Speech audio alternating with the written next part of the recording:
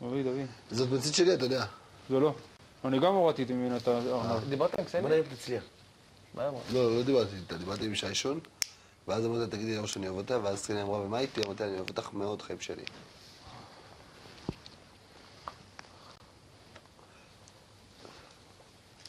איך אדע, ועודני ילד. אתה יודע איזה יום חשוב זה יהיה היום שאתם תקיימו אהבה, אתה וקסניה?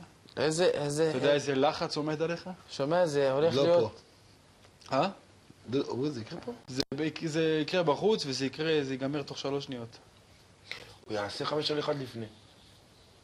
כלום לא יעזור לו, גם 100 פעמים 5 על 1 לא יעזור. הרצון לחוות הוא רק ייגע לה בגוף וירטוט. אהבה. תראה את זה. זה היה ככה?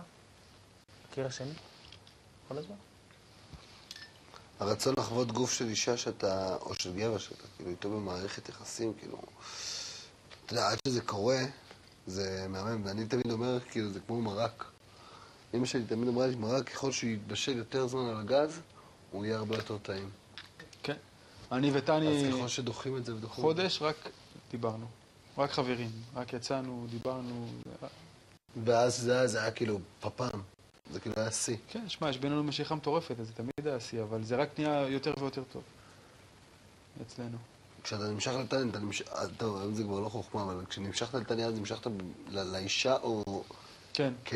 ויזואלית או... גם ויזואלית. האישיות אני מת נוספה. עליה, איך שהיא נראית, אבל כאילו גם בעיקר לי היה חשוב בגלל שיצאתי ממערכת יחסים, שזה לא יהיה ריבאונד. כשאתה מאוהב, האישה שעומדת מולך זה הדבר הכי יפה שתראה בחיים. בדיוק. לי היה חשוב כאילו שזה לא... שאני לא אשכב איתה ויום אחר לא ירצה לראות אותה. אני חוויתי את זה על בשרי. אתה יודע את זה בדיוק. כשאתה מאוהב, כאילו זאת שעומדת מולך זה אלף הדבר... פעם אנשים היו רואים תמונות שלי ואומרים לי, מה, איך זה? הוא לא נראה טוב, הוא לא זה, אמרתי, תשמעו, בשבילי הגבר הכי יפה שראיתי. אבל לא לעשות. איך לא אומרים, מה? לא, באתי טובו. אין הרגשה יותר רעה מזאת, שאתה שוכב עם בן אדם, עם אישה, ואתה העין שלך עליי היום. לא, מה? אחרי זה. גם הוא שיש לו 10 בירות. לא, אין לו, זהו, מה. אז אני עליתי על הנוסחה.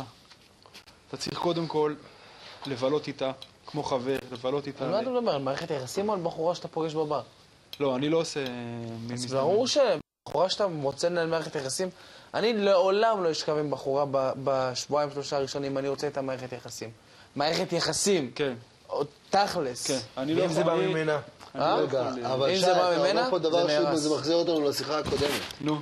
זה ירס. כאילו, ברור שהוא צריך לחוות אותה קודם כל בארוחת ערב, בסרט ודברים כאלה. אבל שוב, זה שונה. הם יוצאים כאילו, אמרתי לך, זו זוגיות מתוקשרת. אי אפשר להתעלם מזה. מי אומר עליי ועל קסניה? כן. אבל גם הוא זוגיות מתוקשרת. לא, כן, אבל רגע, הוא איתה מלפני התוכנית. נכון. עכשיו הוא אומר, לפני שאתם מגיעים כאילו למצב... הפוקוס הוא עליך ועל הקסניה יותר, שלא תחשוב. לא, לילה אינטימי, זה, אתה יודע, הוא אומר קודם כל, אתה צריך ללכת לסרט, למסעדה, לא משנה מה, עד שתגיעו לזה, או יכול מאוד להיות שלא. כי כבר פה אתם חווים את האינטימיות של אחד שהשני לא בקטע של... אני לא מבין את הדבר הזה של לא לעשות סקס בבית האח הגדול. אני לא מבין את זה. אני, אם אחותי הייתה עושה סקס בבית הגדול, הייתי דוקר אותה. גם אני לא מבין. אני אומר לך, אני אחד הדברים...